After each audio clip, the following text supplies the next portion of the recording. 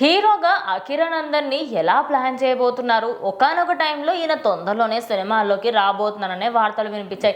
ఇంకా ఈ మధ్య కాలంలో ఓజీలో చేస్తున్నారు, హరిహర వీరమణిలో వాయిలన్ ప్లే చేస్తున్నారు.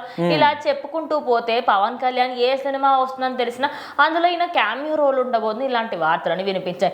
ఇంకా దానికంటే ఇంకా దారుణం ఏంటంటే రామ్ చరణ్ ఆయన చూసుకుంటున్నాడు. మరి ఈ విషయం నిజమైనప్పటికీ కూడా మరి సినిమాలోకి ఎప్పుడు వస్తాడు? అవును, అయితే ఇప్పుడు అకిరానందన్ పేరు అనేది ఒక బ్రాండ్గా, ఒక ట్రెండింగ్ వర్డ్గా మారిపోయింది. ప్రతిరోజు ఏదో ఒక విషయంలో మాత్రం అకిరానందన్ పేరు ఖచ్చితంగా వినిపిస్తుంది. పవన్ కళ్యాణ్ పేరు ఎంతమంది మాట్లాడుకుంటున్నారో లేదో తెలియదు, కానీ పవన్ కళ్యాణ్ కన్నా ఎక్కువగా అకిరానందన్ పేరు అయితే చాలా మంది ఇప్పుడు వింటున్నారు. ఎక్కడ చూసినా కూడా ఆయన ఫొటోసే, వీడియోసే కనిపిస్తున్నాయి.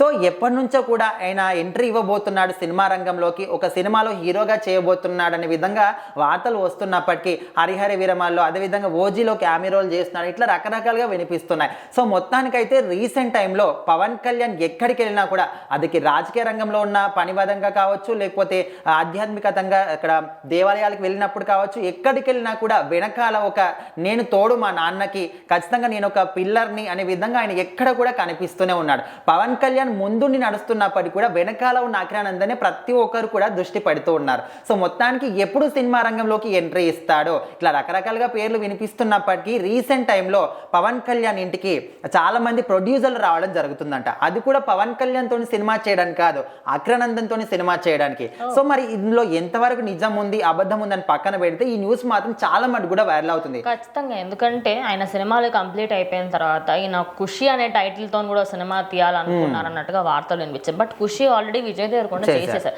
సో అది కాకుండా నెక్స్ట్ ఆయన సినిమాల్లో నుంచి ఏదైనా ఒక హిట్ టైటిల్ ని తీసుకొని ఈయన దాన్నే టైటిల్ గా పెట్టుకొని తీయబోదా, లేకపోతే సినిమా 2 కానివ్వండి, అట్లా ఏదైనా ఒక సినిమాకి సంబంధించి బంగారం 2 అయినా సినిమా ఫ్లాప్ అయినా ఖచ్చితంగా ఆయన చేసే ఫస్ట్ సినిమా పవన్ కళ్యాణ్ ఏదో ఒక సినిమా రీమేక్ చేయాలి అని చెప్పేసి అనుకున్నారు. అదే కాకుండా రామ్ చరణ్ ఆయన స్వతహా కొన్ని స్టోరీస్ విని అకిరానందన్ కి స్టోరీ సెట్ అవుతుంది అని చెప్పేసి ఆయన కూడా యాక్షన్ తీసుకుంటారు. ఎందుకంటే అటు పాలిటిక్స్ లలో పవన్ కళ్యాణ్ గారు ఎక్కువగా ఫోకస్ ఉన్నారు.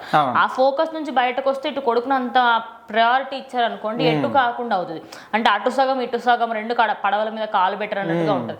అలా కాకుండా ఆయన ఫుల్ ఫ్లెజ్డ్ గా పాలిటిక్స్ కి ఇచ్చేసి ఇటు చిరంజీవి గారి చేతిలో, అదే విధంగా రామ్ చరణ్ చేతిలో ఆయన పెట్టేయడం జరిగింది. చూద్దాం మరి, ఎందుకంటే ఈ మధ్య కాలం ఇంకా చాలా మంది కొత్త డైరెక్టర్లు వస్తున్నారు, కొత్త కొత్త సినిమాలు వస్తున్నాయి, మంచి మంచి స్టోరీ లైన్స్ వస్తున్నాయి.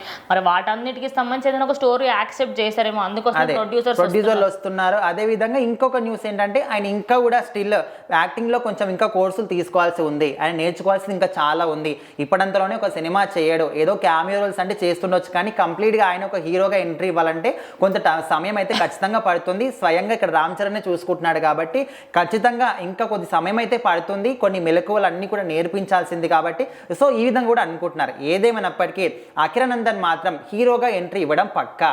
పవన్ కళ్యాణ్ ఇప్పుడు ఆల్రెడీ 3 సినిమాలు చేతిలో ఉన్నప్పటికీ ఆ సినిమాలు వచ్చిన తర్వాత మళ్ళీ సినిమాలు చేస్తాడా చేయాలని ఒక కన్ఫ్యూజన్ అయితే ఉంది. ఒకవేళ సినిమాలు చేయకపోతే ఆయన కొడుకునైనా సినిమాల్లో చూసుకుంటామని అనుకునే వాళ్ళు కూడా చాలా మంది ఉన్నారు. సో ఈయన ఎంట్రీ కోసం వెయిట్ చేసే వాళ్ళు కూడా ఇప్పటికీ ఉన్నారు. సో మొత్తానికి ఆయన హీరోగా ఎంట్రీ ఇవ్వడం మాత్రం పక్కా అని తెలిసినప్పటి నుంచి చాలా మంది కూడా హ్యాపీగా ఫీల్ అవుతున్నారు.